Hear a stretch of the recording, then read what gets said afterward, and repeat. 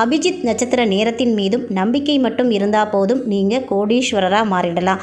இன்று இரவு வரக்கூடிய இந்த அபிஜித் நட்சத்திர நேரத்தில் பூஜை அறையில் நாம் முன்பே சொன்னது போல் 2 நெய் விளக்குகள் ஏற்றி வச்சுட்டு கிருஷ்ண பரமாத்மாவை உன் திருவடி பாதங்கள் சரணம் அப்படின்னு சொல்லிட்டு ஒரு சின்ன துண்டு பச்சை கற்பூரத்தை உங்களுடைய உள்ளங்கையில் வச்சுக்கிட்டு கண்களை மூடிக்கிறங்க.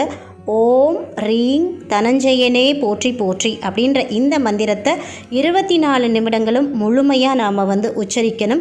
தனஞ்சயம் இது 2ஐயும் சேர்த்து உங்களுக்கு கொண்டு சேர்க்கக்கூடிய சக்தி வாய்ந்த மந்திரம்தான் ஒரு மந்திரம். தனம் என்ற வார்த்தை வெறும் பணத்தை மட்டும் குறிக்காதுங்க. நகை, பணம், குழந்தை பாக்கியம், வீடு, மனை, வாகனம் இது அனைத்துக்குமே தனம் அப்படின்ற பெயர் பொருந்தும். தனம் என்ற பெயர் சந்தோஷத்தை கொடுக்கக்கூடிய வார்த்தையாகவும் சொல்லப்படுது.